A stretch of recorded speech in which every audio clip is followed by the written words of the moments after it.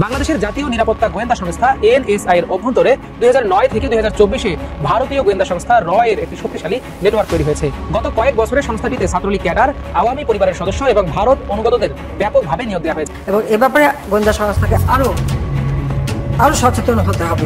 গোয়েন্দা সংস্থাগুলিকে আমরা সেভাবে গড়ে তুলছি, আর সেটা আর এখন নেই। যা কিছু ভালো হয়েছে, all credit goes to the government of prime minister. এবার নরেন্দ্র মোদীকে আইক্যওয়ালা বাস দিলেন ডোনাল্ড ট্রাম্প। নরেন্দ্র মোদীকে সান্দে উঠিয়ে ছাড়বে ডোনাল্ড ট্রাম্প। রাষ্ট্রের সবচেয়ে গুরুত্বপূর্ণ গোয়েন্দা সংস্থা এনএসআই, যেখানে কাজ করার কথা দেশের সবচেয়ে দক্ষ, সৎ আর দেশপ্রেমিক কর্মকর্তাদের, কিন্তু অনুসন্ধানে উঠে এসেছে ভয়ঙ্কর সব তথ্য। আসসালামু আলাইকুম দর্শক, নতুন একটি নিউজে আপনাকে স্বাগতম। প্রিয় দর্শক, বাংলাদেশের গোয়েন্দা সংস্থা এনএসআই এর মধ্যে ভারতীয় র এর ষড়যন্ত্র বাংলাদেশের সার্বভৌমত্ব হুমকির মুখে ফেলতে মরিয়া হয়ে উঠেছে ভারতীয় র। যেভাবে দেশের গুরুত্বপূর্ণ গোয়েন্দা সংস্থায় এনএসআই এর ভিতর ঢুকে পড়ল র, জানতে পারবেন আজকের এই ভিডিওতে। তাই ভিডিওটি শুরু থেকে শেষ পর্যন্ত ধৈর্য সহকারে দেখে একটি লাইক দিয়ে সবাইকে শেয়ার করে দিন। আমাদের চ্যানেলে নতুন হলে চ্যানেলটি সাবস্ক্রাইব করে পাশে থাকা বেল আইকনে ক্লিক করে রাখুন। বাংলাদেশের জাতীয় নিরাপত্তা গোয়েন্দা সংস্থা এনএসআই এর অভ্যন্তরে 2009 থেকে 2024-এ ভারতীয় গোয়েন্দা সংস্থা র এর একটি শক্তিশালী নেটওয়ার্ক তৈরি হয়েছে। গত কয়েক বছরে সংস্থাটিতে ছাত্রলীগ ক্যাডার, আওয়ামী পরিবারের সদস্য এবং ভারত অনুগতদের ব্যাপকভাবে নিয়োগ দেওয়া হয়েছে। এর ফলে যে কোনো সময় রাষ্ট্রের বড় ধরনের হুমকির সম্মুখীন হওয়ার আশঙ্কা রয়েছে।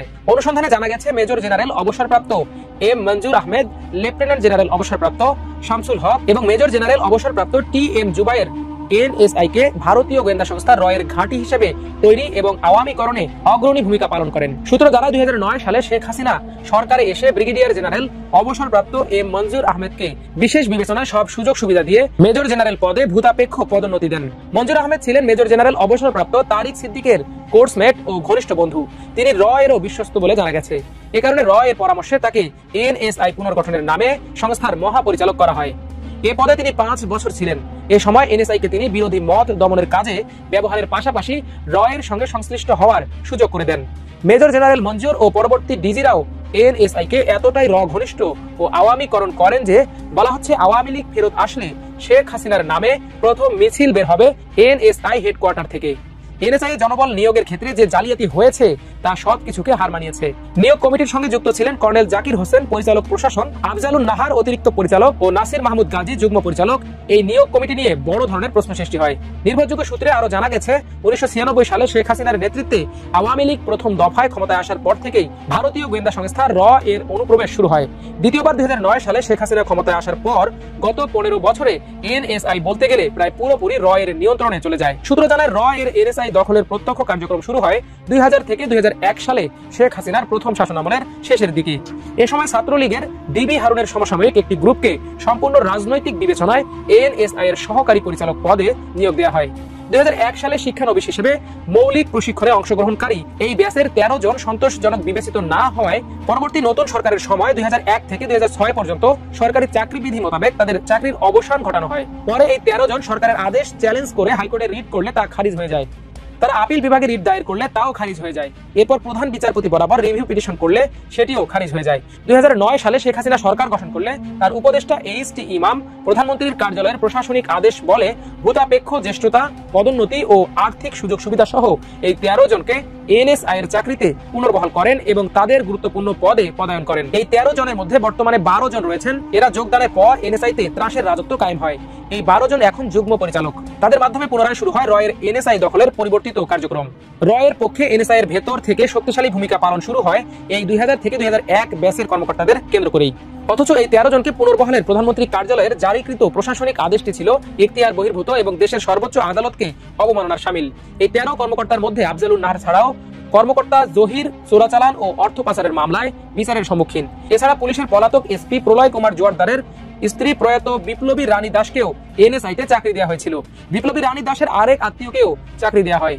এদের মাধ্যমে র খোলাখুলি ভাবে তাদের কার্যক্রম চালায়। 2000 থেকে 2001 ব্যাচের 13 কর্মকর্তার সরাসরি নিয়ন্ত্রণে ডিজি মেজর জেনারেল অবসরপ্রাপ্ত মঞ্জুরের সহযোগিতায় চলতে থাকে র এর পছন্দ মতো লোক নিয়োগ। নিয়োগের পর এসব কর্মকর্তার মধ্য থেকে র বাছাইকৃত কিছু কর্মকর্তাকে ভারত থেকে বিশেষ গোয়েন্দা ট্রেনিং করিয়ে আনা হয়। এ প্রক্রিয়ায় বিপুল সংখ্যক এনএসআই কর্মকর্তাকে কয়েক দফায় র ভারতে প্রশিক্ষণ করিয়ে এনে এনএসআই এর গুরুত্বপূর্ণ পদে পদায়ন নিশ্চিত করে। র এনএসআই এর মাধ্যমে তাদের নেটওয়ার্ক শক্তিশালী করতে তৎকালীন মহাপরিচালক মেজর জেনারেল অবসরপ্রাপ্ত মঞ্জুর আহমেদের ঘনিষ্ঠ বান্ধবী বিটিভির সংবাদ পাঠিকা শিরিন শিলা ও ডিজির যৌথ মালিকানায় একটি ইন্টারনেট সার্ভিস প্রোভাইডার কোম্পানি প্রতিষ্ঠা করে এবং টিএনটি বোর্ড থেকে IGW লাইসেন্স নেয়। এই প্রতিষ্ঠানের কার্যক্রমের আড়ালে রকে সুবিধা দেওয়া হয় এবং অবৈধ কার্যকলাপ আড়ালের লক্ষ্যে গুলশান টেলিফোন এক্সচেঞ্জ সুইচিং ও মিটারিং সিস্টেম বাইপাস করা হয়। বিষয়টি জানাজানি হলে দায় সারা একটি তদন্ত কমিটি গঠন করা হয়, যার কার্যক্রম আজ পর্যন্ত অজানাই রয়ে গেছে। জানা গেছে নেটওয়ার্কের বিস্তৃতি তথা শক্তিশালী করার লক্ষ্যে টিএনটির বেশিরভাগ টেকনিক্যাল স্থাপনা গোপনে সংযুক্ত করে তা রয়ের গোপন অপারেশনের কাজে ব্যবহার করা হচ্ছে। সামগ্রিক বিষয়টির গোপনীয়তার স্বার্থে এনএসআই এর সিনিয়র পদে সশস্ত্র বাহিনী থেকে রয়ের পছন্দ ও মেজর জেনারেল অবসরপ্রাপ্ত তারিক সিদ্দিকের ঘনিষ্ঠ কর্মকর্তাদের প্রেষণে কিংবা সরকারি চুক্তিতে ও বিধি বহির্ভূত বা সম্পূর্ণ অবৈধ প্রক্রিয়ায় নিয়োগ প্রদান করা হয়। এবার নরেন্দ্র মোদীকে আইক্যাওলা বাস দিলেন ডোনাল্ড ট্রাম্প। বললেন ভারতে এখনো চলমান সংখ্যালঘুদের উপর নির্যাতন, এখানে মুসলমানদের উপর নির্যাতন, খ্রিস্টানদের উপর নির্যাতন, বৌদ্ধদের উপর নির্যাতন এই ভারত জুড়ে আছে। এই কথা থেকে বোঝা গেল যে এবার নরেন্দ্র মোদীকে চাঁদে উঠিয়ে ছাড়বে ডোনাল্ড ট্রাম্প। ডোনাল্ড ট্রাম্প যেভাবে গুসলিন্ডি দিয়ে নামছে ভারতের বিরুদ্ধে আর নরেন্দ্র মোদীর বিরুদ্ধে, নরেন্দ্র মোদীকে এবার কোথায় ঝাঁপ দিতে হবে সেটা এখন আপনারাই মন্তব্য লিখতেবেন। আমরা মনে করছি যে নরেন্দ্র মোদীর উপায় নাই, গোলাম হোসেন করে ছাড়বে এবার ডোনাল্ড ট্রাম্প। ভারতকে শিখিয়ে দিবে গণতন্ত্র কাকে বলে, গণতন্ত্র কত প্রকার ও কি কি। বাংলাদেশের উপর যে ভারত নির্যাতন করেছে সেটার জবাব আসমান থেকে ডোনাল্ড ট্রাম্পের মাধ্যমেই ভারতের উপরে এসেছে বলে আমি মনে করছি। এবং এ ব্যাপারে গোয়েন্দা সংস্থাকে আরো সচেতন হতে হবে। গোয়েন্দা সংস্থাগুলিকে আমরা সেভাবে গড়ে তুলছি, আর সেটা আর এখন নেই। যা কিছু ভালো কিছু অর্জিত হয়েছে, all credit goes to the government honourable prime minister.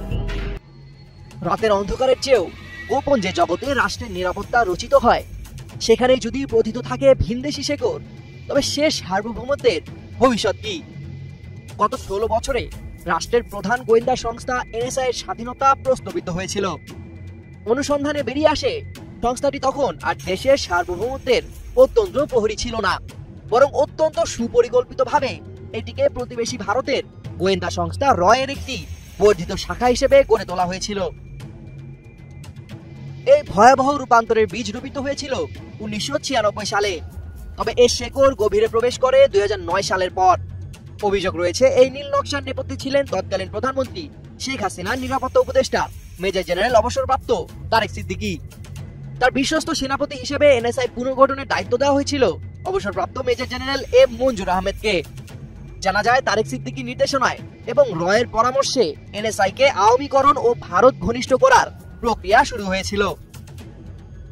এর সবচেয়ে কলঙ্কজনক অধ্যায় ছিল নিয়োগ প্রক্রিয়া। দেশের মেধাবী তরুণদের উপেক্ষা করে ছাত্রলীগের ক্যাডার ও ভারত অনুগতদের জন্য সংস্থার দরজা খুলে দেওয়া হয়েছিল। মধুর ক্যান্টিন থেকে শুরু করে ধানমন্ডির দলীয় কার্যালয়, এমনকি ভারতীয় দূতাবাস পর্যন্ত এই নিয়োগ প্রক্রিয়া নিয়ন্ত্রণ করত বলে অভিযোগ ওঠে। যোগ্যতা নয়, রাজনৈতিক অনুগত্যই ছিল চাকরিতে প্রবেশের মূল চাবিকাঠি। শুধু তাই নয়, দৈনিক আমার দেশের সূত্র মতে বাছাই করা কর্মকর্তাদের ভারতে নিয়ে গিয়ে রয়ের অধীনে বিশেষ প্রশিক্ষণ দেওয়া হয়েছিল। ফিরে এসে তারাই সংস্থার গুরুত্বপূর্ণ পদগুলো দখল করে নেয়। এর মাধ্যমে এনএসআই এর ভেতরেই একটি গোপন র নিয়ন্ত্রিত সেল তৈরি হয়েছিল, যা সরাসরি নয়াদিল্লির স্বার্থে কাজ করত।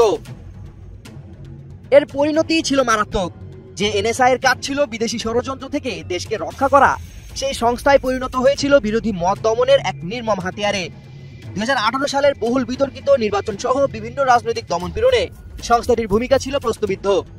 রক্ষক তখন ভক্ষকের ভূমিকায় অবতীর্ণ হয়েছিল, যা দেশের সার্বভৌমত্বকে এক চরম সংকটের মুখে ফেলে দিয়েছিল। এদিকে যতই চ্যালেঞ্জিং হোক না কেন, সুস্থ সবল প্রজন্ম গড়ে তুলতেই হবে, মন্তব্য প্রধান উপদেষ্টা প্রফেসর ডক্টর মোহাম্মদ ইউনূস বলেছেন, যে কোনো পরিস্থিতিতেই হোক এবং যতই চ্যালেঞ্জিং হোক, আমাদের সুস্থ সবল প্রজন্ম গড়ে তুলতেই হবে। বুধবার সকালে প্রধান উপদেষ্টার কার্যালয়ে অসংক্রামক রোগ প্রতিরোধ ও নিয়ন্ত্রণে সমন্বিত উদ্যোগ গ্রহণ ও বাস্তবায়নের লক্ষ্যে আন্তঃমন্ত্রণালয়ে সহযোগিতা বৃদ্ধির নিমিত্ত যৌথ ঘোষণাপত্র স্বাক্ষর অনুষ্ঠানে তিনি একথা বলেন। প্রধান উপদেষ্টা বলেন, স্বাস্থ্য খাতের একটি অত্যন্ত গুরুত্বপূর্ণ বিষয়ে আমরা আজ একত্রিত হয়েছি। বিষয়টিকে গুরুত্বপূর্ণ বলার কারণ হলো, জাতীয় উন্নয়ন ও অগ্রগতি অর্জনের জন্য দক্ষ ও কর্মক্ষম মানব সম্পদ অপরিহার্য।